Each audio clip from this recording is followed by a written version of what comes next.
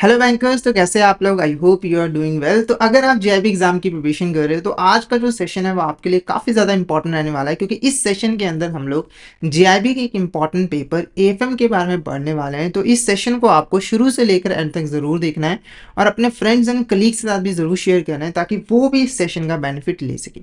आज का जो हमारा टॉपिक है वो है स्टैंडर्ड कॉस्टिंग। तो इस लेक्चर के अंदर हम लोग स्टैंडर्ड कॉस्टिंग के बारे में डिटेल में पढ़ने वाले हैं और इससे रिलेटेड कुछ इंपॉर्टेंट कॉन्सेप्ट्स और क्वेश्चंस को डिस्कस करने वाले हैं। तो इस सेशन को आपको बिल्कुल भी स्किप नहीं करना है, ठीक है? तो शुरू करते हैं आज का सेशन। तो आज का फर्स्ट क्वेश्चन देखो, dash refers to the cost expected to be incurred to produce a goods और provide a service under the anticipated conditions keeping in view the prevailing market condition. तो एक गुड्स को produce करने की या फिर service को प्रोवाइड करने की जो एक्सपेक्टेड कॉस्ट होती है उसे हम यहाँ पर क्या कहते हैं? तो इसका जो आंसर है वो है standard cost is a correct answer, ठीक है? अब स्टैंडर्ड कॉस्ट को एक सिंपल से एग्जांपल की हेल्प से समझते हैं। तो मान के चलिए एक एक्सवाइजेड कंपनी है, वो एक कार बनाना चाहती है, ठीक है? तो एक्सवाइजेड कंपनी ने कार को बनाने से पहले ये पता लगाया कि इस कार को बनाने की कॉस्ट कितनी यहाँ पे जो है वो आएगी, यानी कि इसकी एक्सपेक्टेड कॉस्ट कितनी रहेगी। तो एक्सवाइजेड कंपनी ने प्रॉपर यहाँ पर मार्केट रिसर्च की, अपने कंपटीटर को स्टडी किया और पता लगाया कि इस कार को अगर हम प्रॉपर तरीके से बनाएं तो 2 लाख रुपए मटेरियल पे हो खर्च होगा, ठीक है? 2 लाख रुपए लेबर पे खर्च होगा और 1 लाख रुपए कुछ हमारे अदर एक्सपेंसेस होंगे, यानी कि इस कार को बनाने की जो एक्सपेक्टेड कॉस्ट होगी वो 5 लाख रुपए होगी। तो ये जो एक्सपेक्टेड कॉस्ट है ना, इसे हम स्टैंडर्ड कॉस्ट जो है वो कहते हैं और इसको हम कई कई बार प्री डिटरमाइंड कॉस्ट भी जो है वो कहते हैं। तो कंपनी अक्सर ऐसा करती है कि वो किसी भी प्रोडक्ट को बनाने से पहले या फिर सर्विस को प्रोवाइड करने से पहले ये पता लगा लेते हैं कि उसकी कॉस्ट कितनी जो है वो रहेगी, ताकि वो अपनी आगे के जो डिसीजंस वगैरह है वो ले सके। तो इस क्वेश्चन का आंसर क्या रहेगा? Standard cost is a correct answer. Next बात करते हैं, dash refers to the predetermined cost set for the material required to produce a product और प्रोवाइड अ सर्विस। ठीक है, देखो आप कोई प्रोडक्ट बनाना चाहते हो या फिर आप कोई सर्विस प्रोवाइड करना चाहते हो तो उसके लिए पहले आपको रॉ मटेरियल की जरूरत पड़ेगी। जैसे कि एग्जांपल के लिए अगर आप यहाँ पर कार बनाते हो, ठीक है, तो कार को बनाने के लिए आपको रॉ मटेरियल चाहिए, जैसे कि आपको स्टील चाहिए, लोहा चाहिए, कलर चाहिए, ठीक है, व्हील्स वगैरह यहाँ पर चाहिए, ठीक है। तो ये जो रॉ मटेरियल है, ये जो रॉ मटेरियल है, इसकी जो एक्सपेक्टेड कॉस्ट है या फिर इसकी जो प्री डिटरमाइंड कॉस्ट है उसे हम यहाँ पर क्या कहते हैं? तो इसका जो आंसर रहेगा वो रहेगा स्टैंडर्ड कॉस्ट ऑफ मटेरियल। जैसे मैंने आपको एग्जांपल में बताया था कि कार को बनाना है, तो इस कार को बनाने के लिए 2 लाख रुपए मटेरियल के ऊपर जो है वो खर्च किया जाएगा। तो ये जो 2 लाख रुपए है ना, ये basically standard cost of material जो है वो कहलाती है, ठीक है। अब ये जो स्टैंडर्ड कॉस्ट ऑफ मटेरियल है, इसके दो इंपॉर्टेंट कंपोनेंट होते हैं और इन दोनों कंपोनेंट से मिलकर ही स्टैंडर्ड कॉस्ट ऑफ मटेरियल जो है वो डिटरमाइन की जाती है। दो कंपोनेंट कौन से हैं? एक है मटेरियल यूसेज स्टैंडर्ड और एक है मटेरियल प्राइस स्टैंडर्ड। देखो, जब हम मटेरियल यूसेज स्टैंडर्ड की बात करते हैं तो इसके अंदर हम बेसिकली ये फिक्स करते हैं कि हमें प्रोडक्ट को बनाने के लिए मटेरियल की कितने क्वांटिटीज जो है वो चाहिए, यानी कि हम यहाँ पर मटेरियल की जो क्वांटिटी है ना उसका एक स्टैंडर्ड जो है वो बनाते हैं।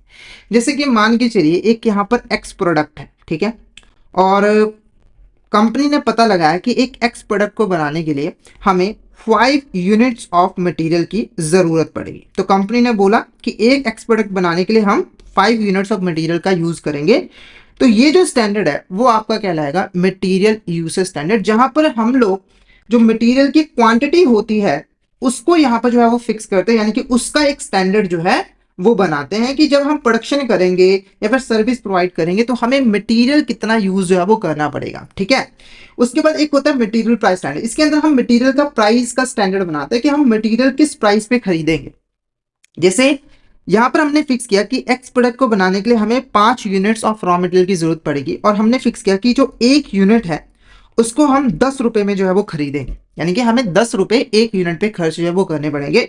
तो ये जो स्टैंडर्ड है वो आपका मटेरियल प्राइस स्टैंडर्ड जो है वो कहलाता है और इन दोनों से मिलकर ही हमारा स्टैंडर्ड कॉस्ट ऑफ मटेरियल जो है वो बनता है। जैसे मैं एग्जांपल के मान के चलिए यहाँ पर एक्स प्रोडक्ट ही ले लीजिए, हमने मटेरियल यूसेज स्टैंडर्ड यहाँ पर फिक्स किया है 5 यूनिट्स, ठीक है, और मटेरियल प्राइस स्टैंडर्ड फिक्स किया है 10 रुपए एक यूनिट, यानी कि इस प्रोडक्ट को बनाने के लिए हमें 5 इंटू 10 50 रुपीज कॉस्ट जो है आएगी मटेरियल के ऊपर। ये जो टोटल 50 रुपीज है ये आपका स्टैंडर्ड कॉस्ट ऑफ मटेरियल जो है वो कहलाता है। ओके, नेक्स्ट क्वेश्चन देखो, XYZ company has determined that it should take 10 units of material X to produce 1 unit of their flagship gadget. What does this represent? देखो XYZ कंपनी ने यहाँ पर डिटरमाइन किया है कि अगर वो एक फ्लैगशिप गैजेट यहाँ पर बनाएंगे तो उसे एक्स रॉ मटेरियल की 10 यूनिट्स की जरूरत जो है वो पड़ने वाली है। ये स्टैंडर्ड फिक्स कर दिया है। तो ये किसको रिप्रेजेंट करता है? तो इसका जो आंसर रहेगा वो रहेगा material usage standard is a correct answer. Material usage standard is a correct answer, क्योंकि हमने बेसिकली मटेरियल की क्वांटिटी का एक स्टैंडर्ड जो है वो बनाया है कि हमें एक प्रोडक्ट को बनाने के लिए कितनी क्वांटिटी मटेरियल की यहाँ पर जरूरत जो है वो पड़ेगी, ठीक है, जो कि 10 है। नेक्स्ट क्वेश्चन की बात करते हैं, dash refers to the predetermined cost set for the labour required to produce a product और प्रोवाइड अ सर्विस, ठीक है। तो देखो हमें जब कोई प्रोडक्ट बनाना होता है या फिर कोई सर्विस प्रोवाइड करनी होती है तो हमें लेबर की जरूरत पड़ती है। लेबर का मतलब जो ह्यूमन रिसोर्सेज है उनकी जरूरत पड़ती है, ठीक है। अब ये जो ह्यूमंस है वो कंपनी के लिए फ्री में तो काम करेगी नहीं, उनको वेजेस चाहिए, उनको सैलरी चाहिए और अदर बेनिफिट्स चाहिए, ठीक है। तो ये जो लेबर की कॉस्ट होती है, जो प्री डिटरमाइंड कॉस्ट होती है, उसे हम यहाँ पर क्या कहते हैं? जैसे मैंने एग्जांपल में बोला था कि कार को बनाने के लिए 2 लाख रुपए लेबर पे खर्च करना पड़ेगा, तो ये जो प्री डिटरमाइंड कॉस्ट है लेबर की, इसे हम यहाँ पर क्या कहते हैं? तो इसका जो आंसर है वो है स्टैंडर्ड कॉस्ट ऑफ लेबर। यानी कि एक प्रोडक्ट को प्रोड्यूस करने के लिए या फिर सर्विस को प्रोवाइड करने के लिए लेबर पे जो कॉस्ट हमें खर्च करनी पड़ेगी, जो हमने प्री डिटरमाइन किया एक्सपेक्टेड कॉस्ट है, वो आपका स्टैंडर्ड कॉस्ट ऑफ लेबर जो है वो कहलाएगा। अब स्टैंडर्ड कॉस्ट ऑफ लेबर के भी 2 कंपोनेंट होते हैं। स्टैंडर्ड कॉस्ट ऑफ लेबर के भी 2 कंपोनेंट होते हैं। 2 कंपोनेंट कौन कौन से होते हैं? एक स्टैंडर्ड लेबर टाइम होता है और एक लेबर रेट स्टैंडर्ड होता है। देखो जब भी हम कोई काम करवाते हैं किसी लेबर से, जैसे एक XYZ कंपनी है, ठीक है, एक यहाँ पर मशीन है, उसको ऑपरेट करने के लिए उसने एक ए पर्सन को अपॉइंट किया। तो कंपनी ने क्या किया, जो टास्क है ना, ठीक है, टास्क को कंप्लीट करने का जो टाइम है उसका एक स्टैंडर्ड बना दिया, यानी कि टाइम जो है वो फिक्स कर दिया। जैसे मान के चलिए XYZ कंपनी ने बोला कि इस मशीन के ऊपर 100 यूनिट्स को प्रोड्यूस करने के लिए 8 घंटों की जरूरत जो है वो पड़ती है। यानी कि एक पर्सन अगर 8 घंटे काम करता है तो उसे मिनिमम 100 यूनिट जो है वो प्रोड्यूस करने पड़ेंगे। तो ये जो स्टैंडर्ड है वो स्टैंडर्ड लेबर टाइम है, यानी कि एक पर्टिकुलर टास्क को करने के लिए कितना टाइम जो है वो लगता है, उसका एक स्टैंडर्ड हम जो है वो फिक्स कर देते हैं, ठीक है। उसके बाद अगर हम यहाँ पर बात करें लेबर रेट स्टैंडर्ड की, तो हम यहाँ पर लेबर को कितना पे करेंगे। जैसे कंपनी ने फिक्स किया कि ये जो ए पर्सन है उसको 8 घंटे का हम जो है 400 रुपए जो है वो पे करेंगे। तो ये जो स्टैंडर्ड है ये आपका लेबर रेट स्टैंडर्ड जो है वो कहलाता है, ठीक है। अब ये जो स्टैंडर्ड है सिर्फ ए पर्सन के लिए नहीं है, सभी मशीन ऑपरेटर्स के लिए जो है वो फिक्स किया गया और इन दोनों से मिलकर ही स्टैंडर्ड कॉस्ट ऑफ लेबर जो है वो बनती है, ठीक है।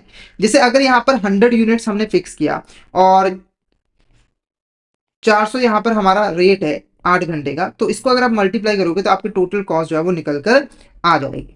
ओके, ठीक है, इसको यहाँ पर मल्टीप्लाई नहीं करना है,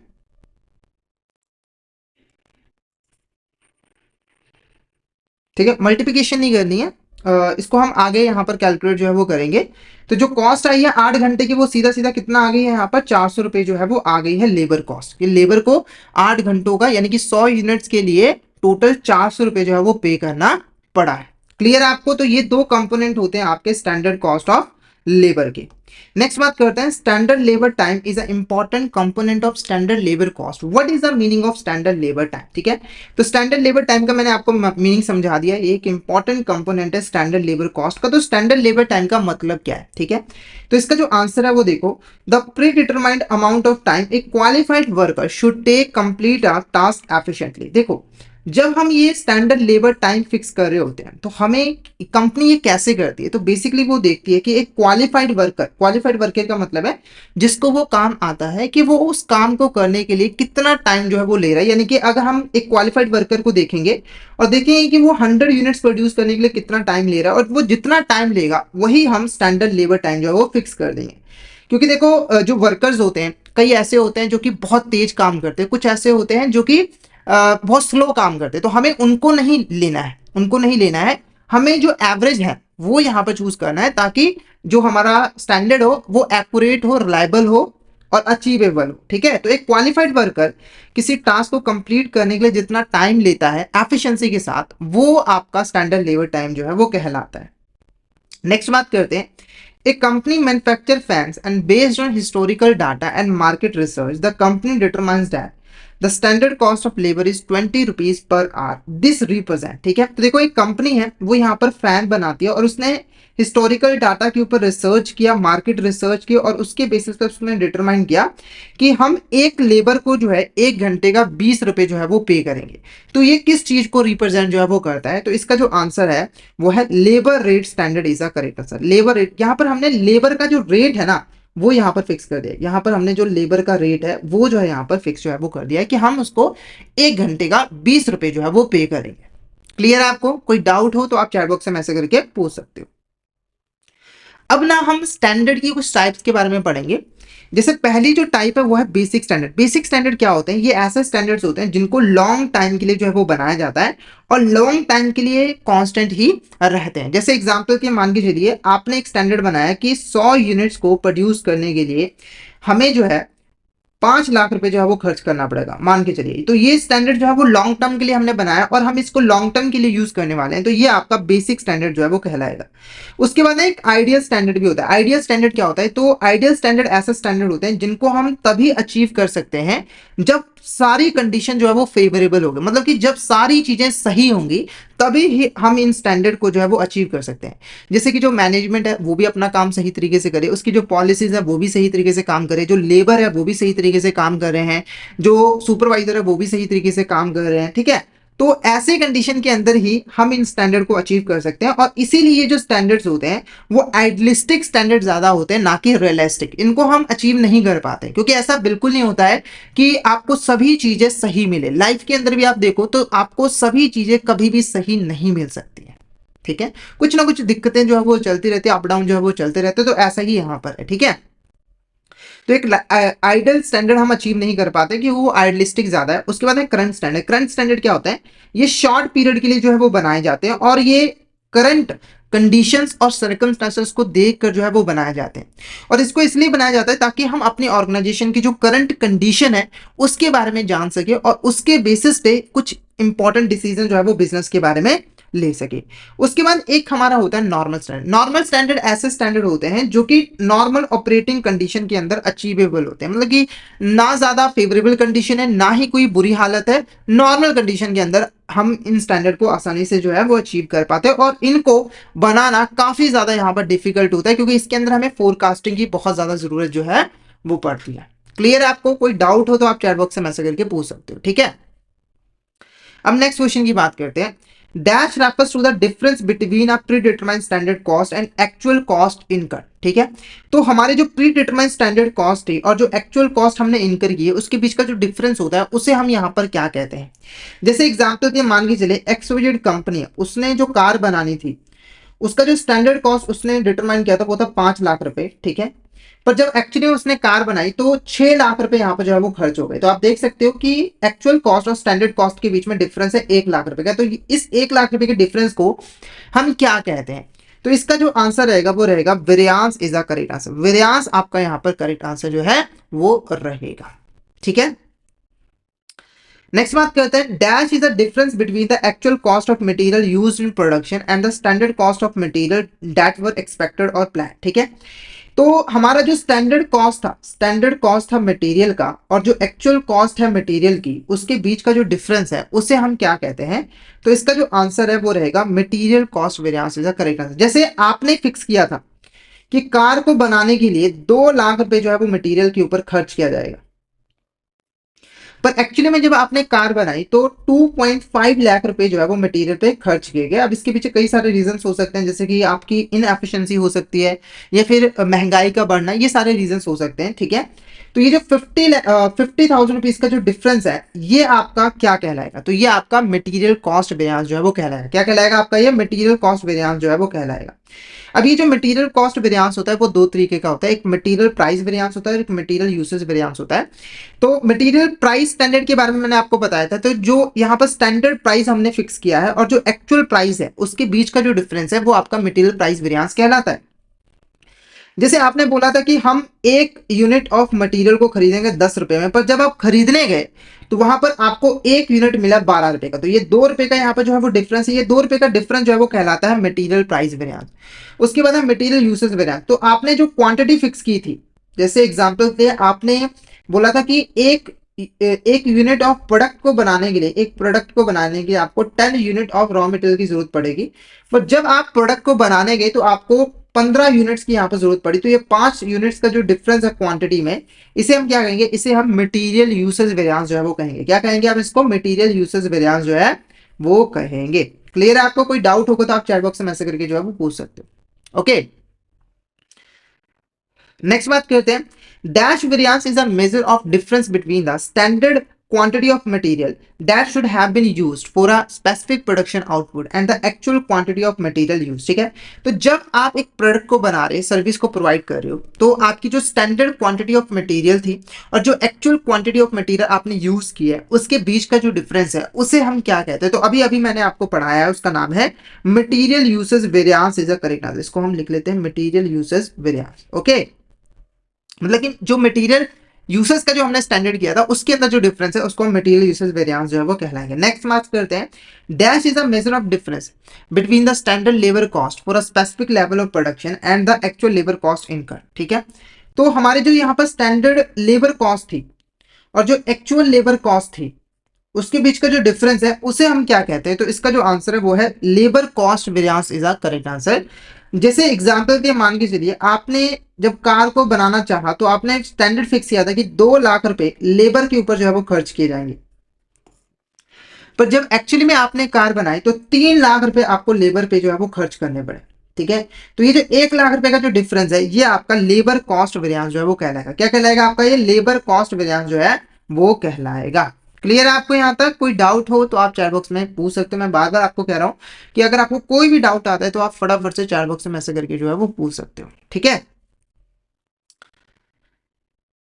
अब अगर हम लेबर कॉस्ट वेरिएंस की यहाँ पर बात करें तो वो भी दो तरीके के होते हैं, एक लेबर रेट वेरिएंस होता है, एक लेबर टाइम वेरिएंस होता है। जैसे हम लेबर रेट वेरिएंस की बात करें तो आपने बोला था कि हम वर्कर को 1 घंटे का 20 रुपए जो है वो पे करेंगे, ये स्टैंडर्ड लेबर रेट है। ठीक है, पर जब एक्चुअली में उनसे आपने काम कराया और जब आपने वेजेस पे किए तो आपको 40 रुपीज पे करने पड़े पर आवर के, तो ये जो 20 रुपीज का जो डिफरेंस है ये आपका लेबर रेट वेरिएंस जो है वो कहलाता है।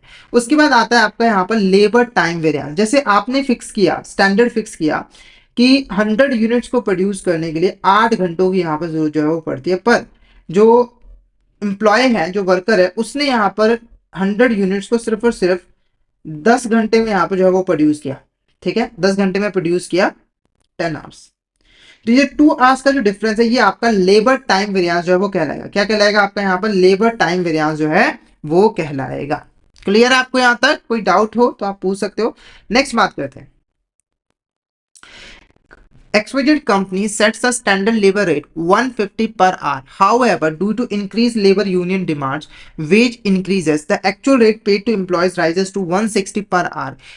This represent which type of variance? ठीक है, हुआ क्या कि कंपनी ने जो स्टैंडर्ड लेबर रेट फिक्स किया था 1 घंटे का 150 रुपए था, यानी कि वो 1 घंटे का एम्प्लॉय को 150 रुपए देती थी, पर लेबर यूनियन की जो डिमांड है उनके बढ़ने की वजह से जो वेजेस हैं वो इंक्रीज होगी और जो एक्चुअल रेट पे किया गया एम्प्लॉय का वो था 160 पर आवर, यानी कि 1 घंटे के 60 रुपए पे करने थे। तो ये जो 10 रुपए का जो डिफरेंस है ये किस टाइप के वेरिएंस को रिप्रेजेंट करता है? तो मैंने अभी आपको मीनिंग समझाया, वो है आपका labour rate variance is the correct answer. इसे हम लेबर रेट वेरिएंस जो है वो कहेंगे। ओके, नेक्स्ट बात करते हैं, dash is a component of labour cost variance that measures the difference between the actual hours work and the standard hours expected to complete a particular task और a production output. ठीक है, तो जब हम कोई पर्टिकुलर टास्क हमने design किया तो जो एक्सपेक्टेड आवर्स थे उस काम को करने के और जो एक्चुअल आवर्स यूज किए गए हैं वर्कर के द्वारा, उसके बीच का जो डिफरेंस है वो हमारा क्या कहलाएगा? तो ये भी मैंने आपको अभी समझाया है, labour time variance is a correct answer.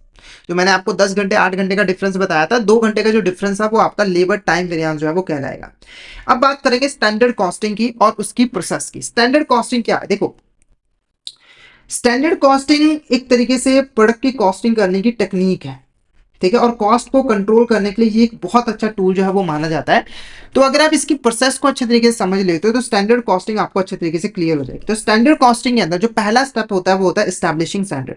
यहाँ पर हम स्टैंडर्ड जो है वो स्टैब्लिश करते हैं। जैसे कि मान के चले एक्सवाइजेड कंपनी है, उसने कार बनाने की जो स्टैंडर्ड कॉस्ट थी उसको 5 लाख रुपए जो है वो डिटरमाइन किया। जैसे कि 2 लाख रुपए मटेरियल पे, 2 लाख रुपए लेबर पे और 1 लाख रुपए अदर एक्सपेंसेस, टोटल हुए 5 लाख रुपए। तो ये पहला स्टेप होता है जहां पर हम स्टैंडर्ड्स को स्टैब्लिश करते हैं। उसके बाद जब हम एक्चुअल में काम करते हैं तो उसके बाद नेक्स्ट जो स्टेप होता है वो होता है एक्चुअल कॉस्ट को डिटरमाइन करना। ठीक है, जैसे जब एक्सवाइजेड कंपनी ने कार को बनाया तो उसने पता लगाया कि मटेरियल के ऊपर 3 लाख रुपए खर्च हुआ है, लेबर के ऊपर 2 लाख रुपए खर्च हुआ है और अदर एक्सपेंसेस के ऊपर भी 2 लाख रुपए का यहाँ पर जो है वो खर्च हुआ है। तो टोटल खर्चा कितना हुआ? 7 लाख रुपए। कितना खर्चा हुआ? 7 लाख रुपए। ये आपका एक्चुअल कॉस्ट होगा। ठीक है, जब आपने एक्चुअल कॉस्ट का पता लग गया, अब इसको आप कंपेयर करते हो स्टैंडर्ड कॉस्ट के साथ। जब हमने इसका कंपैरिजन किया 5 लाख को 7 लाख के साथ, तो ये 2 लाख रुपए का यहाँ पे जो है वो वेरिएंस है, यानी कि आपको 2 लाख रुपए ज्यादा जो है वो खर्च करने पड़े। ठीक है, और जैसे आपको ये डिफरेंस मिल जाता है तो अब आप डिटरमाइन करते हो कि इसके कॉजेस क्या है, इनके रीजंस क्या है, किसकी वजह से हमारी जो कॉस्ट है वो ज्यादा आई है, ताकि आप उस रीजंस पे काम करके उस रीजन को ओवरकम कर सको और नेक्स्ट टाइम आपके कॉस्ट जो है वो एक्सीड ना करें आपके स्टैंडर्ड कॉस्ट से। ठीक है, उसके बाद जब आपको वेरिएंस मिल जाते हैं तो वेरिएंस को सेटअप करने के लिए, आप मैनेज करने के लिए, हैंडल करने के लिए यहाँ पर स्टेप्स जो है वो लेती है कंपनी। ठीक है, ताकि उन वेरिएंसेस को मैनेज कर सके। जैसे एग्जांपल के अगर कोई वर्कर है वो सही तरीके से मटेरियल को यूज नहीं कर रहा, वेस्टेज बहुत ज्यादा कर रहा है, तो वो एक रीजन हो सकता है। तो हम उसे फाइंड आउट करके वर्कर को समझा सकते हैं या फिर उसको स्ट्रिक्ट एक्शन भी ले सकते हैं उसके खिलाफ, ताकि वो नेक्स्ट टाइम से मटेरियल की बर्बादी जो है वो ना करे। तो ये पूरी की पूरी यहाँ पर प्रोसेस होती है स्टैंडर्ड कॉस्टिंग की। तो आई होप आपको यहाँ तक क्लियर हो गया होगा। अगर आपको कोई भी डाउट आता है तो आप चैट बॉक्स से मैसेज करके जो है वो पूछ सकते हो। All is clear? ठीक है, नेक्स्ट टॉपिक जो है वो है हमारे यहाँ पर कॉस्टिंग मेथड। पर इसको करने से पहले अगर आप सिस्टमैटिक वे में एएफएम सब्जेक्ट की प्रिपरेशन करना चाहते हो तो फटाफट से हमारे कोर्सेज में एनरोल कर लीजिए, जहां पर हम आपको प्रोवाइड करवाते हैं क्वेश्चन वीडियोस जो कि हमारे हिंदी और इंग्लिश लैंग्वेज के मिक्स में अवेलेबल होते हैं। इसी के साथ हम आपको mock test, mega mock test भी प्रोवाइड करते हैं, जिनकी हेल्प से आप इजीली रिवीजन कर सकते हो और आपको प्रीवियस ईयर क्वेश्चंस भी मिल जाते हैं। और ये जो हमारी लाइव क्लासेस होती है वो आपको रिकॉर्डेड फॉर्म में मिल जाती है। तो अगर आप एएफएम की प्रिपरेशन करना चाहते हो तो हमारा जो कोर्स है वो आपके लिए बेस्ट कोर्स जो है वो रहेगा। हमारे वीडियोस की जो ड्यूरेशन होती है वो भी काफी कम होती है, जिससे आपके ऊपर ज्यादा बर्डन नहीं पड़ता है, क्योंकि आपके पास पहले ही बहुत ज्यादा काम होता है। ठीक है, तो इसको देखते हुए हमने वीडियो की ड्यूरेशन काफी कम की है, पॉइंट टू पॉइंट हमने यहाँ पर कॉन्सेप्ट को डिस्कस किया है। तो ये कोर्स आपके लिए काफी ज्यादा बेनिफिशियल रहेगा। और अगर आप हमारे कोर्स में एनरोल करना चाहते हो तो हमारे जो ऐप है वो आपको प्ले स्टोर, ऐप स्टोर दोनों ही जगह पर मिल जाएंगे। आपको जस्ट टाइप करना है लर्निंग सेशन आईबीएफ एग्जाम्स और इन ऐप के थ्रू आप हमारे कोर्सेज में जो है वो एनरोल कर सकते हो। और अगर आप अभी हमारे कोर्स में एनरोल करते हो तो आपको लगभग 82% का ऑफ मिल जाएगा हमारे कोर्सेज के लिए, जिसके लिए आपको कूपन कोड यूज करना है KUNDN। तो इस कूपन कोड का यूज करके आप फटाफट से हमारे कोर्सेज में एनरोल कर लीजिए। और ये जो कूपन कोड है वो सिर्फ और सिर्फ कॉम्बो कोर्सेज पे ही एप्लीकेबल जो है वो रहता है। ठीक है, और हमारे टेलीग्राम चैनल को भी जरूर ज्वाइन कर लीजिएगा, क्योंकि हम इसमें एग्जाम से रिलेटेड, क्लासेस से रिलेटेड जितने भी इंपॉर्टेंट अपडेट्स हैं वो डालते रहते हैं। और अगर आपको भी किसी भी तरह की क्वेरी आती है तो आप इस चैनल पे मैसेज कर सकते हो। तो टेलीग्राम चैनल को तो जरूर ज्वाइन कर लीजिएगा। ओके, तो अब बढ़ते हैं नेक्स्ट टॉपिक की तरफ। नेक्स्ट जो हमारा टॉपिक है वो है कॉस्टिंग मेथड। इसका फर्स्ट क्वेश्चन देखो, ascertaining the cost of goods और सर्विसेज इज नोन एज। ठीक है, जैसे आपने एक यहाँ पर प्रोडक्ट बनाया, आपने यहाँ पर एक प्रोडक्ट बनाया। ठीक है, तो आपने इस प्रोडक्ट की कॉस्ट कितनी आई है उसका यहाँ पर पता लगाया, उसकी असर्टेनमेंट की। तो इस प्रोसेस को हम क्या कहते हैं? तो इसका आंसर है यहाँ पर कॉस्टिंग। जैसे कि मान के चले एक्सवाइजेड कंपनी है, ठीक है, उसने एक कार बनाई। ठीक है, और ये जानना चाहते हैं कि इस कार की कॉस्ट कितनी इसको जो है वो आई है, ताकि इसमें प्रॉफिट ऐड करके वो सेल प्राइस जो है वो फिक्स कर सके। जब इसने रिसर्च की तो इसने पता लगाया कि 2 लाख रुपए मटेरियल पे खर्च किया गया, 2 लाख रुपए लेबर पे खर्च किया गया और 1 लाख रुपए अदर एक्सपेंसेस जो है वो किए गए। टोटल निकाला तो 5 लाख रुपए यहाँ पर जो है वो कॉस्ट होगी। अब ये जो पूरी की पूरी प्रोसेस इसने फॉलो की इस प्रोडक्ट और सर्विस की कॉस्ट को निकालने के लिए, ये आपका जो कहलाता है, ये कहलाता है कॉस्टिंग। क्या कहलाता है आपका यहाँ पर? कॉस्टिंग। तो गुड्स और सर्विसेज की कॉस्ट को असरटेन करना, उनका पता लगाना, वो आपका कॉस्टिंग जो है वो कहलाता है। अब ये जो कॉस्टिंग होता है वो उसके कई सारे मेथड्स होते हैं, जो कंपनीज जो है वो कई तरीके से कॉस्टिंग जो है वो करती है। तो हम डिफरेंट मेथड को क्वेश्चंस की हेल्प से समझेंगे। तो पहला कॉस्टिंग का जो मेथड है वो है unit and single output costing method. तो unit and single output costing method can be used है। तो यूनिट और सिंगल आउटपुट कॉस्टिंग मेथड कहां पर यूज किया जा सकता है? तो सबसे पहले ये यूनिट और सिंगल आउटपुट कॉस्टिंग मेथड है क्या, इसका मतलब समझ लीजिए। तो देखो, जब हम इस कॉस्टिंग मेथड का यूज करते हैं तो इसके अंदर सबसे पहले जो टोटल कॉस्ट होती है प्रोडक्ट और सर्विस को प्रोड्यूस करने की, उसको हम कैलकुलेट जो है वो करते हैं। जैसे मान के चलिए एक एक्सवाइजेड कंपनी है, उसने यहाँ पर एक कार बनाई है, ठीक है, 5 लाख रुपए की, ठीक है। मान के चलिए यहाँ पर 4 कारें बनाई है यहाँ पर 20 लाख रुपए की, 20 लाख रुपए की, ठीक है। तो सबसे पहले ये जो 4 कारें बनाई है ना, इसके हम टोटल कॉस्ट को निकालोगे, फिर इससे आप पर यूनिट कॉस्ट जो है वो निकालोगे। पर यूनिट कैसे निकलती है, तो आपके जो भी यहाँ पर टोटल कॉस्ट होती है उसको आपको डिवाइड करना होता है जो भी यूनिट्स आपने यहाँ पर जो है वो प्रोड्यूस की होती है। तो टोटल कॉस्ट है 20 लाख रुपए, और इसे आपको यूनिट्स यानी कि 4 के साथ डिवाइड करोगे तो ये आपका सीधा सीधा 5 लाख रुपए जो है वो आ जाएगा, ठीक है। तो प्रोसेस समझ लो, पहले आप टोटल प्रोडक्ट और सर्विसेज आपने बनाई है उसकी कॉस्ट को निकालो, फिर उसकी कॉस्ट से पर यूनिट कॉस्ट निकालो। पर यूनिट कॉस्ट कैसे निकलती है, टोटल कॉस्ट को हमें डिवाइड करना है जितने यूनिट्स आपने जो है वो प्रोड्यूस किए, ठीक है। अब क्वेश्चन था कि ये जो कॉस्टिंग मेथड है वो कहां पर यूज किया जा सकता है, तो इसका जो आंसर है वो ये रहेगा, form is producing a single article on a large scale by the continuous manufacture. अगर जो कंपनी है वो एक सिंगल आर्टिकल जो है वो प्रोड्यूस करती है लार्ज स्केल के ऊपर, वहां पर ये जो मेथड है वो एप्लीकेबल रहेगा। जैसे एग्जांपल के, अगर एक एक्सवाइजेड कंपनी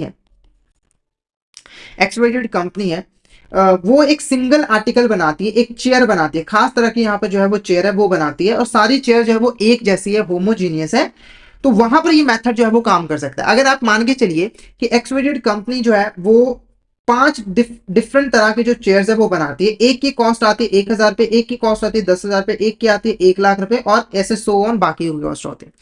तो इस केस में ये जो मेथड है वो एप्लीकेबल नहीं होगा, क्योंकि अगर आप इस मेथड को यूज करोगे तो एक्चुअल कॉस्ट जो है वो निकल कर नहीं आ पाएगी। नेक्स्ट बात करते हैं, dash costing method is applied when the work is perform based on customer specification and each job is distinct in nature, ठीक है।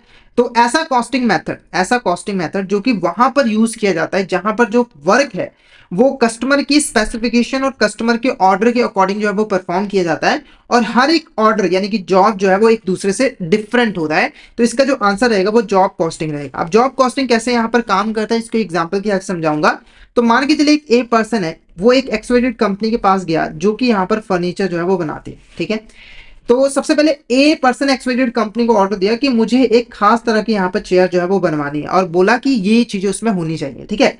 मतलब कोई नॉर्मल चेयर नहीं चाहिए, कस्टमाइज चेयर इसको चाहिए। ऐसे एक बी पर्सन गया, उसने बोला कि मुझे भी एक बेड चाहिए और कस्टमाइज बेड चाहिए, जैसे कि उसमें फ्रिज के लिए एक खाना होना चाहिए सेपरेट, ऐसा कुछ बोला इसने, मतलब कि नॉर्मल बेड नहीं है, एक कस्टमाइज बेड, ठीक है। ऐसे सी पर्सन आया और उसने बोला कि मुझे एक अलमीरा चाहिए, मुझे एक यहाँ पर अलमीरा चाहिए, ठीक है। तो इस केस में जॉब कॉस्टिंग जो है वो एप्लीकेबल रहेगी, क्योंकि जो वर्क है वो कस्टमर की रिक्वायरमेंट्स और स्पेसिफिकेशन के अकॉर्डिंग जो है वो परफॉर्म किया जा रहा है, और हर एक जॉब, ये जो काम है ना, ऑर्डर है ना कस्टमर का, इसको हम जॉब कहेंगे यहाँ पर, वो एक दूसरे से बिल्कुल यहाँ पर जो है वो डिफरेंट है। तो यहाँ पर यूज किया था जॉब कॉस्टिंग। जॉब कॉस्टिंग के अंदर होता क्या है, तो हर एक कस्टमर के ऑर्डर को एक सेपरेट जॉब जो है वो ट्रीट किया था। जैसे चेयर को सेपरेटली ट्रीट किया जाएगा, बेड को सेपरेटली ट्रीट किया जाएगा, अलमीरा को सेपरेटली ट्रीट किया जाएगा। चेयर की जो कॉस्ट है वो अलग से कैलकुलेट की जाएगी, बेड की जो कॉस्ट है उसे भी अलग से कैलकुलेट किया जाएगा, और जो अलमीरा है उसकी भी कॉस्ट यहाँ पर अलग से जो है वो कैलकुलेट की जाएगी, क्योंकि एक साथ कैलकुलेट नहीं किया जा सकता। अगर एक साथ करेंगे तो वो सही कॉस्टिंग नहीं होगी, क्योंकि उनकी नेचर अलग है, उनकी जो कॉस्ट है वो भी यहाँ पर अलग ही रहती है, ठीक है। जॉब कॉस्टिंग आपका यहाँ पर करेक्ट आंसर जो है वो रहेगा। नेक्स्ट बात करते हैं, dash a document use in job costing system to record and accumulate cost associated with individual jobs and product. तो जो आपके यहाँ पर इंडिविजुअल जॉब्स होते हैं और प्रोजेक्ट होते हैं, उससे रिलेटेड जो कॉस्ट होती है उसको आप किस डॉक्यूमेंट के अंदर जो है वो रिकॉर्ड करके रखते हैं। तो इसका जो आंसर है वो है job cost sheet is a correct answer. Job cost sheet is a correct answer. जैसे ए पर्सन ने बोला था मुझे चेयर बनानी है, तो कंपनी क्या करेगी, इस चेयर के लिए एक सेपरेट जॉब कॉस्ट शीट जो है वो मेंटेन करेगी, और इसके अंदर चेयर के ऊपर जितना भी खर्च किया गया डायरेक्ट इनडायरेक्ट उसको जो है यहाँ पर जो है वो शो कर देगी, ताकि हम एक रिकॉर्ड जो है वो मेंटेन करके रख पाए, जो कि ताकि आगे चलकर हमें कॉस्टिंग में कोई भी जो है वो दिक्कत ना रहे। तो जॉब कॉस्ट शीट आपका करेक्ट आंसर रहेगा। नेक्स्ट बात करते हैं, dash refers to a specific amount credited to track cost associated with a particular job और प्रोजेक्ट, ठीक है। तो एक ऐसा अकाउंट जिसको इसलिए क्रिएट किया जाता है ताकि एक पर्टिकुलर जॉब और प्रोजेक्ट से रिलेटेड जो कॉस्ट है उसे हम यहाँ पर ट्रैक कर सके। तो इस अकाउंट का जो नाम है वो है job account is a correct answer. इस अकाउंट का जो नाम है वो है जॉब अकाउंट, ठीक है। अब जॉब अकाउंट और जॉब कॉस्ट शीट के बीच में डिफरेंस क्या है, जॉब अकाउंट और जॉब कॉस्ट शीट। तो अगर हम पहले सिमिलैरिटी की बात करें तो दोनों में ही एक पर्टिकुलर जॉब से रिलेटेड जो है कॉस्ट को रिकॉर्ड किया जाता है। जैसे चेयर बनाना है तो चेयर से रिलेटेड जो भी कॉस्ट इनकर की है वो भी जॉब अकाउंट में रिकॉर्ड की जाएगी, जॉब कॉस्ट शीट में रिकॉर्ड की जाएगी, और ये सेपरेटली हर एक जॉब के लिए बनाया जाता है। तो डिफरेंस क्या हुआ? डिफरेंस ये है कि जो जॉब कॉस्ट शीट है वो सभी तरह की इंफॉर्मेशन को रिकॉर्ड करती है। जैसे इस प्रोडक्ट से रिलेटेड जितने भी इंफॉर्मेशन है, चाहे वो फाइनेंशियल है चाहे वो नॉन फाइनेंशियल इंफॉर्मेशन है, यानी कि हम उसको मॉनेटरी टर्म्स में कैलकुलेट कर सकते हैं नहीं कर सकते ये मायने नहीं रखता, हर इंफॉर्मेशन को हम जॉब कॉस्ट शीट के अंदर जो है वो रिकॉर्ड करेंगे। पर जॉब अकाउंट के अंदर सिर्फ और सिर्फ ऐसी इंफॉर्मेशन को हम रिकॉर्ड करते हैं जिसको हम मॉनेटरी टर्म्स में कन्वर्ट जो है वो कर सकते हैं। जैसे कि एग्जांपल के जो क्वालिटी है, जैसे जैसे रॉ मटेरियल की क्वालिटी की बात करें तो ये एक ऐसी इंफॉर्मेशन है जिसको हम मॉनेटरी टर्म्स में कैलकुलेट नहीं कर सकते हैं, तो इसे जॉब कॉस्ट शीट में तो रिकॉर्ड किया जाएगा पर जॉब अकाउंट में रिकॉर्ड जो है वो नहीं किया जाएगा। तो ये यहाँ पर बेसिक सा जो है वो डिफरेंस रहता है जॉब अकाउंट और जॉब कॉस्ट शीट। तो आई होप आपको ये अच्छे तरीके से क्लियर हो गया होगा कि दोनों के बीच में डिफरेंस क्या है और सिमिलैरिटीज क्या है। नेक्स्ट क्वेश्चन की बात करते हैं। Dash is a method used to determine the cost of long term projects और contract where the work is undertaking customer special requirement and involves multiple stages और फेजेस। ठीक है, तो देखो एक ऐसा कॉस्टिंग है मेथड जो कि वहां यूज किया जाता है जहां पर लॉन्ग टर्म प्रोजेक्ट्स और कॉन्ट्रैक्ट जो है वो पूरे किए जाते हैं, और जो ये जो वर्क है ना वो कस्टमर की स्पेशल रिक्वायरमेंट के अकॉर्डिंग जो है वो परफॉर्म किया जाता है, और इसके ये कई स्टेजेस में जाकर कंप्लीट होता है। एग्जांपल से समझाता हूँ। एक ए पर्सन है, ठीक है, उसने अपना एक घर बनाना है, बहुत बड़ा जो है वो घर बनाना है, बहुत बड़ा जो है यहाँ पर घर जो है वो बनाना है। देखो घर को बनाने के लिए, किसी बिल्डिंग को बनाने के लिए कुछ टाइम तो लगता है ना, लॉन्ग टर्म। अब ये जो घर है वो कस्टमर की रिक्वायरमेंट के अकॉर्डिंग ही जो है वो बनाया जाएगा, ठीक है, और लॉन्ग टर्म में जाकर घर जो है वो बनकर कंप्लीट होगा। तो ऐसे जो कॉन्ट्रैक्ट्स होते हैं, ऐसे जो प्रोजेक्ट्स होते हैं, कॉन्ट्रैक्ट्स होते हैं, उनको उनकी कॉस्ट को डिटरमाइन करने के लिए हम लोग यूज करते हैं कॉन्ट्रैक्ट कॉस्टिंग। ये जॉब कॉस्टिंग ही एक तरह की, जैसे जॉब कॉस्टिंग में होता है ना, सेम चीज कॉन्ट्रैक्ट कॉस्टिंग में भी होता है कि हर एक कॉन्ट्रैक्ट को हम सेपरेटली ट्रीट करेंगे और कॉन्ट्रैक्ट से रिलेटेड कॉस्ट को जो है वो कैलकुलेट करेंगे। पर जो जॉब कॉस्टिंग है वो शॉर्ट टर्म के लिए यूज की जाती है। अगर जो वर्क है वो शॉर्ट टर्म के लिए परफॉर्म किया जा रहा है तब जाकर हम इसको यूज करते हैं। जैसे कि चेयर बनाना, ये तो बहुत एक दिन में बन जाती है, ठीक है, तो वहां पर हम जॉब कॉस्टिंग का यूज करते हैं। पर जहां पर प्रोजेक्ट लॉन्ग टर्म के लिए होता है तो वहां पर हमेशा कॉन्ट्रैक्ट कॉस्टिंग का ही यूज जो है वो किया जाता है। नेक्स्ट बात करते हैं, method of costing use to determine the cost of each stage और process of production is known as. ठीक है, तो देखो जब हम कोई प्रोडक्ट बनाते हैं, कोई सर्विस प्रोवाइड करते हैं, तो प्रोडक्शन की जो प्रोसेस होती है वो कई स्टेजेस से होकर गुजरती है। जैसे हम एग्जाम्पल के मान के चलिए कोई कपड़ा बना रहे, कोई शर्ट बना रहे, मान के चलिए एक शर्ट बना रहे, तो शर्ट को बनाने की कई सारी यहाँ पर प्रोसेस होती है। सबसे पहला जो स्टेप होता है, सबसे पहला स्टेप या फिर प्रोसेस होता है जिसके अंदर कपड़े को काटा जाता है, कपड़े की कटिंग की जाती है ताकि उसका शर्ट बनाया जा सके। उसके बाद सेकेंड प्रोसेस के अंदर उसकी सिलाई की जाती है, और थर्ड प्रोसेस के अंदर उसकी कलरिंग वगैरह जो है वो की जाती है। ठीक है, तो एक ऐसी कॉस्टिंग मेथड जिसके अंदर हम हर एक प्रोसेस या फिर पूरी की पूरी प्रोसेस के हर एक स्टेज की सेपरेटली जो है वो कॉस्टिंग करते हैं, वो कौन सा कॉस्टिंग मेथड है? तो उसका आंसर है process costing is a correct answer. Process costing आपका करेक्ट आंसर जो है वो रहेगा। ठीक है, जैसे कि एग्जांपल के लिए आपने पहले फर्स्ट प्रोसेस यानी कि जो कपड़े की कटाई की जा रही है उसकी कॉस्ट को निकाला, तो वो निकला 50 लाख रुपए। उसके बाद आपने प्रोसेस टू यानी कि जब आप सिलाई करो तो उसकी कॉस्ट निकाली तो वो आई 60 लाख रुपए।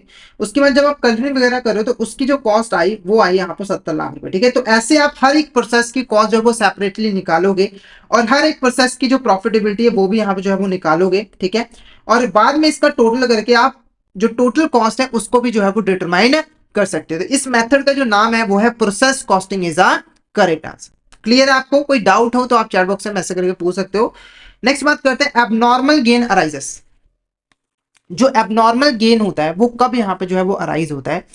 तो देखो जब हम प्रोसेस कॉस्टिंग की यहाँ पर बात करते हैं, प्रोसेस कॉस्टिंग की बात करते हैं, तो वहां पर ना लॉसेस का जिक्र आता है। लॉसेस दो तरह के होते हैं, एक होता है नॉर्मल लॉस और एक होता है आपका एबनॉर्मल लॉस। लिख देता हूं मैं, एबनॉर्मल लॉस। ओके, अब ये है क्या? क्योंकि इन इनसे ही आप अब नॉर्मल गेन को समझ पाओगे।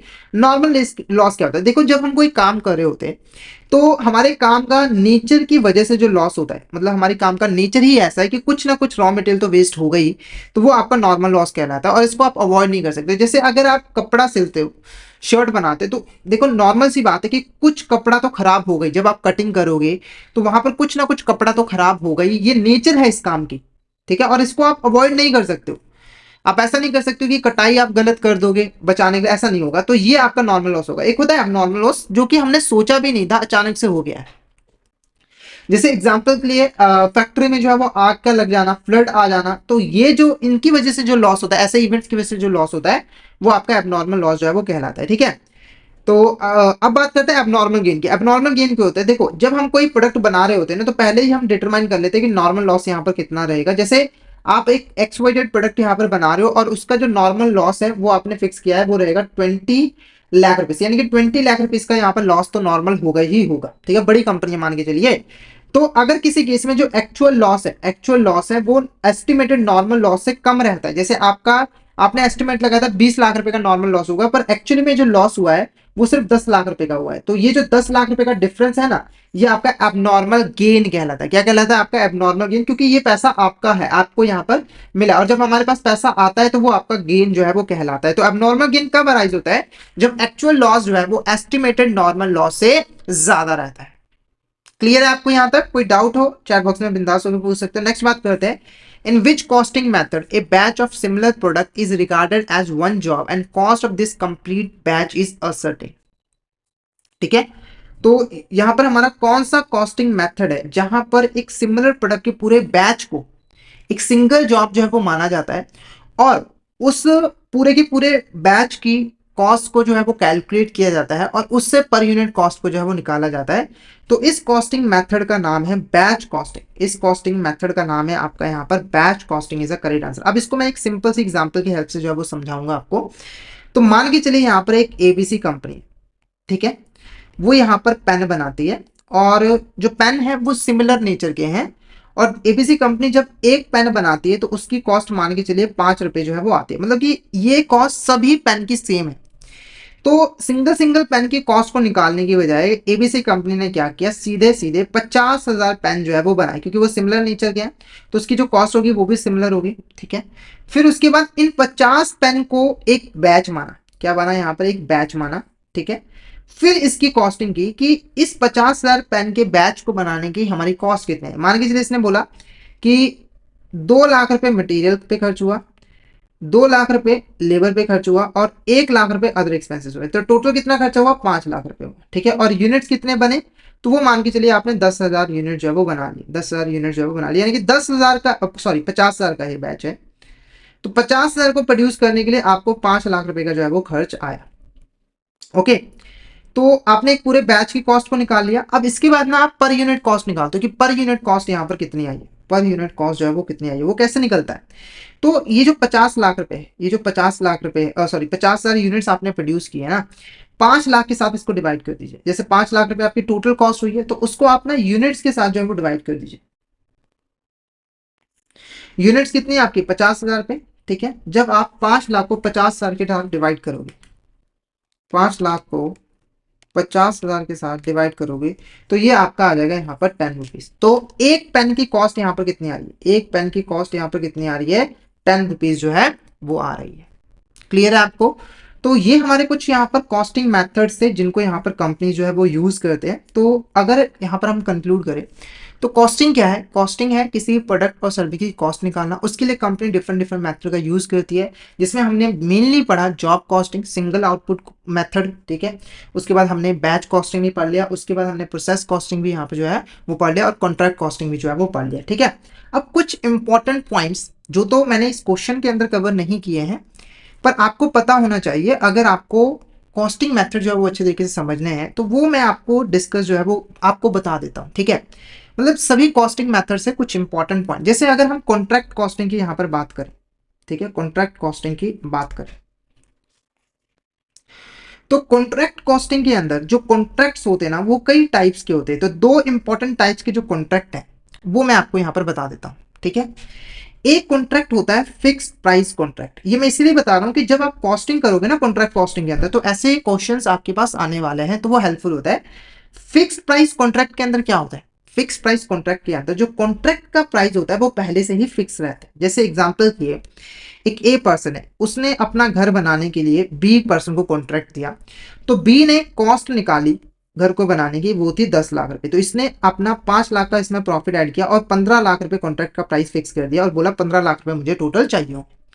तो ए बोला ठीक है। अब बी जब काम करेगा ना, तो इसे 15 लाख रुपए ही मिलने वाले हैं। अब चाहे इसका खर्च ही 15 लाख क्यों ना हो जाए, इससे इसको कोई मतलब नहीं है, इससे कोई भी मतलब नहीं है। ठीक है, अगर 15 लाख से कम में इसने बना दिया तो प्रॉफिट इसे होगा, अगर 15 लाख से ज्यादा खर्च हो गया, ठीक है, तो लॉस जो है वो इसे होगा। तो ये आपका फिक्स प्राइस कॉन्ट्रैक्ट जो है वो कहलाता है। ठीक है, हालांकि कई केसेस में एक्सक्लेशन क्लॉज आपको देखने को जो है वो मिल जाता है, जहां पर अगर एक स्पेसिफाइड लिमिट के पास कॉस्ट जो है वो इंक्रीज हो जाती है, जैसे कि मटेरियल लेबर, तो उस केस में जो कॉन्ट्रैक्ट का जो प्राइस है, जो फिक्स प्राइस है, उसको इंक्रीज जो है वो किया जा सकता है।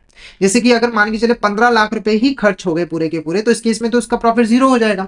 तो हम यहाँ पर क्लॉज होती है हमेशा कॉन्ट्रैक्ट के अंदर कि इसको थोड़ा सा बढ़ा देंगे जितना यहाँ पर इन्फ्लेशन वगैरह आया होगा। ठीक है, ये तो हुआ फिक्स प्राइस कॉन्ट्रैक्ट। एक आपका आता है यहाँ पर, एक कॉन्ट्रैक्ट के अंदर ना आपका प्राइस जो है वो पहले से फिक्स नहीं रहता है। प्राइस जो है वो पहले से फिक्स नहीं रहता, बल्कि उसके अंदर जो प्रॉफिट होता है कॉन्ट्रैक्टर का वो फिक्स होता है। जैसे ए ने बी को अपना घर बनाने का कॉन्ट्रैक्ट दिया, तो बी ने कहा देखो मैं आपका घर बनाऊंगा, मुझे 2 साल लगने वाले हैं, तो मैं यहाँ पर आपसे 5 लाख रुपए जो है वो लूंगा एक्स्ट्रा, ये मेरा प्रॉफिट होगा, उसके बाद जो भी खर्च होगा वो मुझे आप मिलाकर दे दीजिएगा। तो मान लीजिए कि चलिए बी ने यहाँ पर घर बनाया और उसकी कॉस्ट आई 10 लाख रुपए, तो टोटल 15 लाख रुपए जो है ए को बी को पे करना पड़ेगा। यहाँ पर जो रिस्क है ना कॉस्ट के इंक्रीज होने का, वो यहाँ पर जो पर्सन कॉन्ट्रैक्ट देता है वो बियर करता है। यानी कि अगर यहाँ पर देखो कॉस्ट 10 लाख रुपए, तो वो इसको नुकसान है। ठीक है, अगर इससे बढ़ जाएगा, मान के चलिए 15 लाख रुपए कॉस्ट आ जाएगी, तब किसे होगा नुकसान? इसे हो जाएगा, और इसे कोई भी नुकसान नहीं होगा। तो ये बिल्कुल निश्चिंत रहेगा, ये बिल्कुल यहाँ पर निश्चिंत रहेगा। तो ये दो तरह के यहाँ पर जो है कॉन्ट्रैक्ट होते हैं। एक और कॉन्ट्रैक्ट हमारा होता है, पर वो सिमिलर नेचर का ही होता है। उसमें क्या होता है कि जो कॉन्ट्रैक्टर होता है वो अलग से प्रॉफिट नहीं मांगता है अपना जो पर्सन कॉन्ट्रैक्ट दे रहा है, बल्कि कॉन्ट्रैक्टर क्या कहता है करता है, जो भी कॉन्ट्रैक्ट दिया गया उसके बिल के अंदर प्रॉफिट का मार्जिन ऐड करके टोटल बिल बनाकर जो है वो दे देता है। मतलब कि उसमें कॉस्ट भी इंक्लूड होती है और प्रॉफिट भी जो है वो इंक्लूड होती है।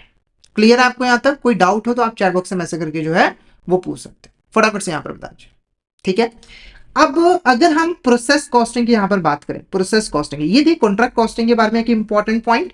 अब एक प्रोसेस कॉस्टिंग के बारे में बताऊं तो इससे रिलेटेड एक टर्म है इंटर प्रोसेस प्रॉफिट। क्या है यहाँ पर? Inter process profit. Inter process profit क्या होता है? तो जैसे प्रोसेस कॉस्टिंग के अंदर हम लोग हर एक प्रोसेस की सेपरेटली कॉस्ट कैलकुलेट करते हैं, जैसे कि प्रोसेस 1, प्रोसेस 2, ठीक है, और प्रोसेस 3। ठीक है, हम इसका ना प्रॉफिट भी सेपरेटली कैलकुलेट करते हैं। जैसे आपने जब प्रोसेस 1 की कॉस्टिंग की तो 50 लाख रुपए यहाँ पर कॉस्ट आई, और जब आपने उससे इनकम कमाया तो वो 60 लाख रुपए जो है वो कमाया। ठीक है, तो ये 10 लाख रुपए का प्रॉफिट होगा। तो ये जो प्रॉफिट होगा ये आपका इंटर प्रोसेस प्रॉफिट जो है वो कहलाता है। क्या कहलाता है यहाँ पर? इंटर प्रोसेस प्रॉफिट जो है वो कहलाता है। ठीक है, तो ये एक इंपॉर्टेंट पॉइंट था रिगार्डिंग द प्रोसेस कॉस्टिंग। तो आई होप आपको ये जो पॉइंट्स हैं वो अच्छे तरीके से जो है वो क्लियर हो गए होंगे। कोई अगर आपको डाउट आता है तो आप यहाँ पर चैट बॉक्स में मैसेज करके पूछ सकते हो, और अगर आपको क्लियर हो गया तो एक बार मैसेज करके जरूर बता दीजिएगा कि आपको यहाँ तक क्लियर जो है वो हो गया है। फटाफट से मुझे बता दीजिए कि आपको यहाँ तक क्लियर है या फिर नहीं। कोई डाउट हो तो आप चैट बॉक्स में मैसेज करके जो है वो पूछ सकते हैं। नेक्स्ट टॉपिक है हमारा an overview of cost and management accounting, और इस टॉपिक के अंदर हम मेनली कॉस्ट और उसके टाइप्स के बारे में पढ़ने वाले हैं और कुछ इंपॉर्टेंट क्वेश्चंस को डिस्कस करने वाले हैं। तो सबसे पहले हम कॉस्ट का मीनिंग समझ लेते हैं कि कॉस्ट बेसिकली होती क्या है। तो देखो, किसी भी प्रोडक्ट को प्रोड्यूस करने के लिए, किसी सर्विस को प्रोवाइड करने के लिए आपने जो टोटल खर्च किया है, आपने जो टोटल एक्सपेंसेस इनकर किए हैं, वही उस प्रोडक्ट और सर्विस की कॉस्ट कहलाती है। जैसे कि एग्जाम्पल के मान के चलिए एक एक्सवाइजेड कंपनी है, ठीक है, उसने एक कार बनाई और इस कार को बनाने के लिए उसने टोटल 5 लाख रुपए जो है वो खर्च किया है। तो ये जो 5 लाख रुपए है वो इस कार की कॉस्ट जो है वो कहलाएगी। ठीक है, अब देखो कॉस्ट के 3 इंपॉर्टेंट एलिमेंट्स होते हैं। तीन इंपॉर्टेंट एलिमेंट्स होते हैं। कौन कौन से? पहला एलिमेंट होता है मटेरियल कॉस्ट, यानी कि प्रोडक्ट को बनाने के लिए आपने जो भी मटेरियल यूज किया है उसके ऊपर जो खर्च किया है वो आपका मटेरियल कॉस्ट कहलाता है। दूसरा एलिमेंट होता है लेबर कॉस्ट, प्रोडक्ट को बनाने के लिए आपने लेबर पे जो खर्च किया है वो लेबर कॉस्ट के अंदर आता है। और तीसरा होता है अदर एक्सपेंसेस, यानी कि मटेरियल और लेबर के अलावा कुछ और एक्सपेंसेस भी आपने किए हैं वो अदर एक्सपेंसेस के अंदर जो है वो आ जाते हैं। और इन तीनों से ही मिलकर प्रोडक्ट और सर्विस की कॉस्ट जो है वो बनती है। जैसे कि मान के चलिए कार को बनाने के लिए 2 लाख रुपए मटेरियल कॉस्ट इनकर की, 2 लाख रुपए लेबर कॉस्ट और 1 लाख रुपए अदर एक्सपेंसेस, इनको कंबाइन किया तो 5 लाख रुपए इस कार की कॉस्ट जो है वो बन गई है। क्लियर है? तो आई होप आपको कॉस्ट का जो मीनिंग है वो अच्छे तरीके से जो है वो क्लियर हो गया होगा। अगर आपको कॉस्ट में कोई दिक्कत है तो आप चैट बॉक्स में मैसेज करके पूछ सकते हैं, ठीक है। अब इससे रिलेटेड क्वेश्चन देखते हैं। क्वेश्चन देखो, dash are material that are directly and visibly incorporated into the final product, they can easily traced and allocated to a specific product और प्रोजेक्ट्स, ठीक है। तो ऐसे मटेरियल जो कि डायरेक्टली फाइनल प्रोडक्ट के अंदर जो है वो इनकॉर्पोरेट किए जाते हैं, यानी कि वो फाइनल प्रोडक्ट का एक अहम हिस्सा जो है वो बन जाते हैं और हम इजीली उनको ट्रेस भी कर सकते हैं। तो ऐसे मटेरियल को हम क्या कहते हैं? तो इसका जो आंसर है वो है direct material is a correct answer. जैसे एग्जांपल के मान के चलिए आपने एक फर्नीचर बनाया है, ठीक है, लकड़ी का फर्नीचर बनाया है और इस फर्नीचर को बनाने के लिए आपने वुड को एज अ रॉ मटेरियल जो है वो यूज किया है, लकड़ी को रॉ मटेरियल यूज किया है। अब ये जो लकड़ी है वो आगे चलकर फर्नीचर का एक अहम हिस्सा जो है वो बनती है। ये जो फर्नीचर है वो हमारा फाइनल प्रोडक्ट है जिसके अंदर इस मटेरियल को जो है वो इनकॉर्पोरेट किया गया है।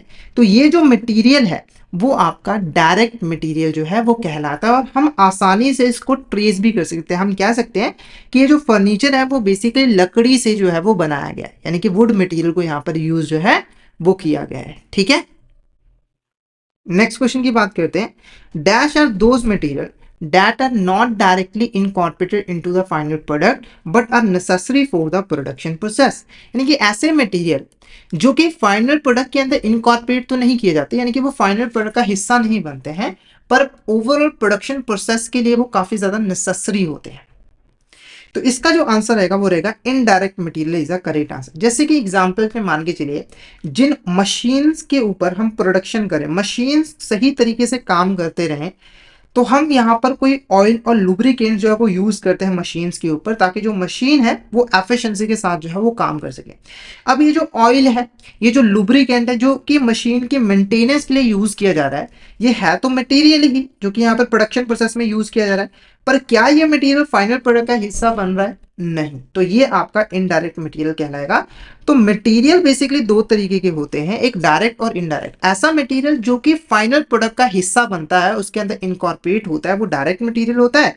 और ऐसा मटेरियल जो कि फाइनल प्रोडक्ट का हिस्सा तो नहीं बनता है, इनकॉर्पोरेट तो नहीं होता है, पर प्रोडक्शन प्रोसेस के लिए नेसेसरी होता है, वो इनडायरेक्ट मटेरियल जो है वो कहलाता है। ओके, नेक्स्ट बात करते हैं। Dash refers to the cost of human effort involved in the production process. It includes wages, salaries, benefits and other expenses associated with the workforce. देखो, जब हम किसी प्रोडक्ट को प्रोड्यूस कर रहे होते हैं या फिर सर्विस प्रोवाइड कर रहे होते हैं तो वहां पर हमें ह्यूमंस की जरूरत पड़ती है, ठीक है। और ह्यूमंस को कंपनी को पे करना पड़ता है क्योंकि ह्यूमंस फ्री में कंपनी के लिए काम जो है वो नहीं करते हैं। जैसे कि उनको वर्कर्स को वेजेस पे करनी पड़ते हैं, सैलरीज पे करनी पड़ती है, अदर बेनिफिट जो है वो पे करने पड़ते हैं। तो ये जो ह्यूमन एफर्ट की कॉस्ट है, यानी कि ह्यूमंस के ऊपर जो खर्च किया है कंपनी ने प्रोडक्ट या सर्विस को बनाने के लिए, वो हमारा क्या कहलाएगा? तो वो कहलाएगा आपका labour cost is a correct answer. क्या कहलाएगा आपका यहाँ पर? Labour cost is a correct answer. ये हमारा सेकेंड एलिमेंट हुआ। उसके बाद देखो, dash cost refers to the expenses directly associated with the employees who directly involve in the production process and delivery of service. मतलब कि ऐसे एम्प्लॉयज जो कि डायरेक्टली गुड्स और सर्विसेज की प्रोडक्शन कर रहे हैं, उनको प्रोड्यूस कर रहे हैं, तो उनके ऊपर कंपनी ने जो भी एक्सपेंसेस इनकर किए हैं वो आपका क्या कहलाता है? तो इसका जो आंसर रहेगा वो रहेगा direct labour cost is a correct. Direct labour cost आपका यहाँ पर करेक्ट आंसर जो है वो रहेगा। जैसे एग्जांपल के मान के चलिए एक एक्सवाइजेड कंपनी है, ठीक है, एक मशीन ऑपरेटर है ए जो कि इस मशीन को चलाता है और गुड्स को प्रोड्यूस करता है कंपनी के लिए, ठीक है। और कंपनी जो है इस ए पर्सन को 10,000 रुपये पर मंथ जो है वो पे करती है। तो ये जो खर्च है ये जो कॉस्ट है ये आपका डायरेक्ट लेबर कॉस्ट जो है वो कहलाती है। यानी कि कोई भी एम्प्लॉय जो कि डायरेक्टली प्रोडक्शन प्रोसेस में इन्वॉल्व होता है, यानी कि गुड्स और सर्विसेज को प्रोड्यूस करता है, तो उसके ऊपर जो कंपनी खर्च करती है वो आपका डायरेक्ट लेबर कॉस्ट जो है वो कहलाता है। उसके बाद देखो, dash cost refers to the expenses associated with the employees who provide support to the overall operations of the organization but are not directly involved in the production process or service delivery। ठीक है, तो ऐसे expenses जो कि ऐसे employees पे खर्च किए जा रहे हैं जो कि डायरेक्टली प्रोडक्शन तो नहीं कर रहे हैं गुड्स और सर्विसेज की, बल्कि वो प्रोडक्शन प्रोसेस को सपोर्ट करने का काम जो है वो सिर्फ और सिर्फ कर रहे हैं, तो ये जो कॉस्ट होती है वो आपका इनडायरेक्ट लेबर कॉस्ट जो है वो कहलाता है। जैसे कि एग्जाम्पल पे आप लेके चलिए कि जो सुपरवाइजर, एक सुपरवाइजर है जो कि 100 वर्कर्स को सुपरवाइज करता है और इंश्योर करता है कि वो जो 100 वर्कर्स हैं वो अपना काम सही तरीके से कर सके। अब ये जो सुपरवाइजर है वो डायरेक्टली गुड्स और सर्विसेज को प्रोड्यूस नहीं कर रहा है, बल्कि प्रोडक्शन प्रोसेस को सपोर्ट करने का काम कर रहा है ताकि काम सही तरीके से हो पाए। तो इस सुपरवाइजर को कंपनी जो भी पे करती है, मान के चले 20,000 रुपये पर मंथ पे करती है, तो ये जो खर्च है, ये जो कॉस्ट है, ये आपका इनडायरेक्ट लेबर कॉस्ट जो है वो कहलाता है। तो जो लेबर कॉस्ट होती है वो भी दो तरीके की होती है, डायरेक्ट लेबर कॉस्ट और indirect labour cost. Direct labour cost वो कॉस्ट है जो कि ऐसे एम्प्लॉयज के ऊपर खर्च की जाती है जो कि डायरेक्टली प्रोडक्शन करते हैं। इनडायरेक्ट लेबर कॉस्ट वो कॉस्ट है जो कि ऐसे एम्प्लॉयज पे खर्च की जाती है जो कि डायरेक्टली प्रोडक्शन नहीं करते हैं पर ओवरऑल प्रोडक्शन प्रोसेस को सपोर्ट करने का काम जो है वो करते हैं। क्लियर है आपको? नेक्स्ट बात करते हैं, what are direct expenses in context of cost element. ये हमारा तीसरा कंपोनेंट हो गया अदर एक्सपेंसेस का। तो डायरेक्ट एक्सपेंसेस का मतलब यहाँ पर क्या होता है, तो आंसर देखो, cost directly attributed to a specific product, project और सर्विस। यानी कि किसी स्पेसिफिक प्रोडक्ट, प्रोजेक्ट के ऊपर जो हम खर्च करते हैं वो आपका डायरेक्ट कॉस्ट जो है वो कहलाता है, डायरेक्ट एक्सपेंस जो है वो कहलाता है। जैसे एग्जांपल के मान के चलिए आपने एक प्रोडक्ट बनाया, प्रोडक्ट एक्स, ठीक है, और इसको एक स्टोर रूम में जो है वो स्टोर करके रख दिया, और इस स्टोर रूम का जो किराया है वो है 10,000 रुपये पर मंथ, और ये जो स्टोर रूम है वो सिर्फ एक्स प्रोडक्ट के लिए ही है। तो ये जो 10,000 रुपये का एक्सपेंस है वो एक्स प्रोडक्ट के लिए ही किया जा रहा है, तो ये आपका डायरेक्ट एक्सपेंस जो है वो कहलाएगा, यानी कि किसी एक स्पेसिफिक प्रोडक्ट और प्रोजेक्ट के लिए जो खर्च किया जा रहा है। ठीक है, नेक्स्ट बात करते हैं, dash are cost that are not directly attributable to a specific product, project or service. Instead, they are incurred for the overall functioning of the organization or to support multiple cost object। ऐसी cost जो कि directly किसी specific product, project और service से related नहीं होती है, बल्कि हमारी ऑर्गेनाइजेशन की ओवरऑल फंक्शनिंग के लिए खर्च जो है वो किया जाता है, तो ऐसे एक्सपेंसेस को हम क्या कहेंगे? तो इसका जो आंसर रहेगा वो रहेगा indirect expenses is a correct answer. Indirect expenses आपका करेक्ट आंसर जो है वो रहेगा। जैसे एग्जांपल के मान के चलिए एक फैक्ट्री है, ठीक है, जिसका रेंट है 1,00,000 रुपए, और इस फैक्ट्री के अंदर 10 प्रोडक्ट जो है वो प्रोड्यूस किए जाते हैं। ठीक है, तो ये जो खर्च है वो किसी स्पेसिफिक प्रोडक्ट, प्रोजेक्ट के लिए नहीं किया जा रहा है, बल्कि जो जितने टोटल कंपनी के प्रोडक्ट्स हैं उन सभी के लिए खर्च किया जा रहा है, तो ये आपका इनडायरेक्ट एक्सपेंस जो है वो कहलाएगा। क्लियर है आपको? कोई डाउट हो आप चैट बॉक्स में पूछ सकते हो। नेक्स्ट बात करते हैं, dash and expenses that do not change with the level of production और sales, they are remain constant over a specific period regardless the volume of output. देखो, ऐसे एक्सपेंसेस जो कि प्रोडक्शन में चेंज होने की वजह से चेंज नहीं होते, जैसे एग्जांपल के मान के चले ये जो फैक्ट्री है, ठीक है, इसका जो रेंट है वो है 1,00,000 रुपए पर मंथ। अब देखो, आप प्रोडक्शन जितनी मर्जी करो, जैसे आप एक प्रोडक्ट बनाओ, 2 प्रोडक्ट बनाओ, 3 प्रोडक्ट बनाओ, 4 प्रोडक्ट बनाओ, ये मायने नहीं रखता, आपकी ये जो कॉस्ट रहेगी वो फिक्स ही रहेगी, आपको 1,00,000 रुपए तो रेंट पे करना ही पड़ेगा। तो ये जो एक्सपेंसेस हैं वो प्रोडक्शन के चेंज होने की वजह से चेंज नहीं हो रहे हैं। प्रोडक्शन कम या ज्यादा हो रही है तो इसके ऊपर कोई फर्क नहीं पड़ रहा, ये फिक्स के फिक्स ही है, तो ये आपके कहलाएंगे फिक्स्ड कॉस्ट। क्या कहलाएंगे? ये फिक्स्ड कॉस्ट जो है वो कहलाएंगे। उसके बाद देखो, dash and expenses that vary in proportion to the level of production और सेल्स, दे इंक्रीज और decrease as the volume of output changes. यानी कि ऐसे एक्सपेंसेस जो कि प्रोडक्शन और सेल्स के लेवल में चेंज आने की वजह से चेंज होते हैं, मतलब अगर प्रोडक्शन इंक्रीज हो गया तो ये भी इंक्रीज हो जाएंगे, प्रोडक्शन डिक्रीज हो जाएगा तो ये भी डिक्रीज हो जाएंगे। तो इसका जो आंसर है वो है variable cost is a correct answer. Variable cost is a correct answer. जैसे एग्जांपल के लिए रॉ मटेरियल का खर्च, एग्जांपल के लिए रॉ मटेरियल का खर्च, ठीक है, तो अगर मान के चले एक यूनिट जो रॉ मटेरियल की है वो 10 रुपए की है और एक प्रोडक्ट आप बनाते हो, तो वहां पर आपकी कॉस्ट कितनी होगी? 10 रुपए। रॉ मटेरियल की। अगर आप 2 प्रोडक्ट बनाते हो और 2 यूनिट ऑफ रॉ मटेरियल को यूज करते हो तो वहां पर आपकी कॉस्ट कितनी हो जाएगी, 20 रुपीज। यानी कि प्रोडक्शन इंक्रीज हुई है तो आपकी कॉस्ट भी इंक्रीज जो है वो हो गई है। तो ये आपका वेरिएबल कॉस्ट जो है वो कहलाएगा, जो कि प्रोडक्शन के लेवल पे डिपेंड करता है। प्रोडक्शन इंक्रीज और डिक्रीज होती है तो ये भी कॉस्ट जो है वो इंक्रीज और डिक्रीज जो है वो होती है। उसके बाद देखो what is a semi variable cost. Semi variable cost का यहाँ पर क्या मतलब है, देखो सेमी वेरिएबल कॉस्ट एक ऐसी कॉस्ट होती है जिसके अंदर आपको fix as well as variable cost दोनों के ही कंपोनेंट जो है वो मिल जाए। ये ऐसी कॉस्ट होती है जो कि एक स्पेसिफाइड लिमिट तक फिक्स रहती है, एक स्पेसिफाइड प्रोडक्शन के लेवल तक फिक्स रहती है, पर जैसे ही प्रोडक्शन इंक्रीज होती है तो ये कॉस्ट भी इंक्रीज होना जो है वो शुरू हो जाती है इसके अंदर। इसीलिए आपको फिक्स्ड और वेरिएबल कंपोनेंट दोनों देखने को मिलते हैं। क्लियर है आपको? कोई भी डाउट हो आपको यहाँ तक तो आप चैट बॉक्स में मैसेज करके पूछ सकते हो, और अगर आपको क्लियर हो गया तो एक मैसेज करके जरूर बता दीजिएगा कि आपको यहाँ तक क्लियर जो है वो हो गया है। ठीक है, आज का जो सेशन है वो हम यहीं पे जो है वो ओवर करते हैं। अब यहाँ पर एक इंपॉर्टेंट इन्फॉर्मेशन मैं आपको दे दूं कि 2 जनवरी से हमारे एएफएम के न्यू फ्रेश लाइव सेशन जो है वो स्टार्ट होने वाले हैं। ठीक है, जिनकी जो टाइमिंग होगी वो 7 PM होगी, यानी कि हम 7 बजे जो है वो क्लास लेंगे जब आप काम से बिल्कुल यहाँ पर फ्री हो जाओगे। ठीक है, और इन क्लासेस के अंदर रहने क्या वाला है, तो हम बेसिकली एएफएम के मॉड्यूल ए और बी के कुछ इंपॉर्टेंट चैप्टर्स को कंसेप्चुअल फॉर्म में जो है वो कवर करेंगे और उससे रिलेटेड क्वेश्चंस को जो है वो डिस्कस करेंगे, ताकि आपके मॉड्यूल ए और बी की अच्छी तरीके से यहाँ पर प्रिपरेशन जो है वो हो सके। तो फॉर्मेट मैंने आपको बता दिया कि कंसेप्चुअल फॉर्म में हम जो है वो कवर करेंगे, ताकि आपकी जो बेसिक कॉन्सेप्ट्स हैं एएफएम से रिलेटेड वो यहाँ पर क्लियर हो जाए। क्योंकि देखो अगर आप एएफएम एग्जाम को क्लियर करना चाहते हो तो आपके जो बेसिक कॉन्सेप्ट्स हैं उनका क्लियर होना बहुत ज़्यादा ज़रूरी है। तो आपको इस सेशन को ज़रूर यहाँ पे जो है वो अटेंड करना है। ठीक है, और जो तैयारी है वो आपको अभी से यहाँ पे जो है वो स्टार्ट करनी पड़ेगी, और आपके लिए बिल्कुल बहुत अच्छा तोहफा है आपके लिए एक तरीके से नए साल का हमारी तरफ से। तो आपको फ्री ऑफ कॉस्ट ये लाइव सेशन जो है वो मिलने वाले हैं, तो आपको इसको रेगुलर बेसिस पे हमारे यूट्यूब चैनल पर ज़रूर जो है वो फॉलो करना है।